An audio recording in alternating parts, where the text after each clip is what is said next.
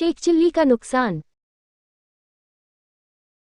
एक दिन शेख चिल्ली की अम्मी ने उससे कहा, बेटे, अब तुम जवान हो गए हो, अब तुम्हें कुछ काम काज करना चाहिए। क्या काम करूं? शेख चिल्ली ने पूछा। कोई भी काम करो, मेरी तो समझ में नहीं आता अम्मी कि मैं क्या काम करूं। मैं तो किसी तरह की दस्तकारी भी नहीं जानता। बेटे, तुम्हारे अब्बाजान अब बूढ़े हो गए हैं, तुम्हें कोई न कोई काम धंधा जरूर करना चाहिए।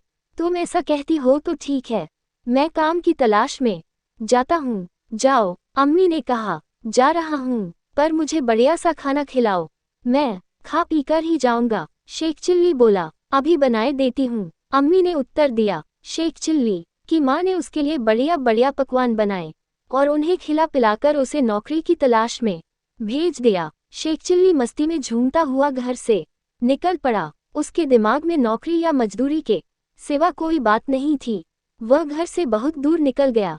एक जगह रास्ते में उसे एक सेठ मिला। वह घी का हांडा सिर पर लिए जा रहा था। बोझ के कारण सेठ के कदम लड़खड़ा रहे थे। सेठ ने उसे देखते ही कहा, ए भाई, मजदूरी करोगे?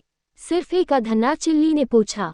हाँ, सेठ ने उत्तर दिया। लाओ सेठ जी, मैं ही लिए चलता हूँ, पहली बार मजदूरी कर रहा हूँ, 2 पैसे कम ही सही, शेख चिल्ली ने कहा। और उसने सेठ का घी से भरा हुआ वह बड़ा बर्तन अपने सिर पर रख लिया।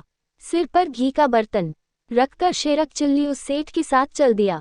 चलते चलते शेख चिल्ली सोचने लगा, ये सेठ मुझे 2 पैसे देगा। 2 पैसे यानी आधा आना, आधा आना यानी कि 2 पैसे। उनमें एक मुर्गी और एक मुर्गे का चूजा खरीदा जा सकता है। वे चूजे बड़े होंगे, एक बड़ी मुर्गी और मुर्गा।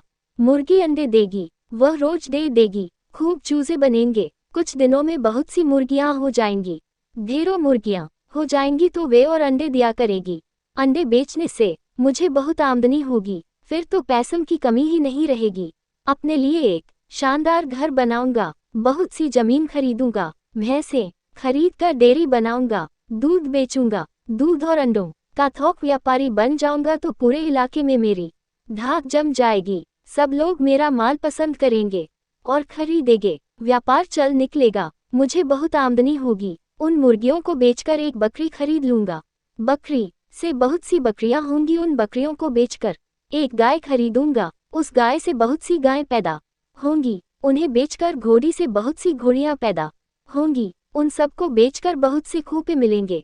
तब मैं अपना मकान बनाऊंगा, फिर एक घोड़े पर बैठकर बाजार में सैर करने निकालूंगा, फिर कारोबार करके बहुत सी दौलत पैदा करूंगा। फिर घर में ठाठ से शाम को बैठक में हुक्का गुदगुदाऊंगा, औरत बच्चों को मेरे पास खाना खाने के लिए भेजेगी।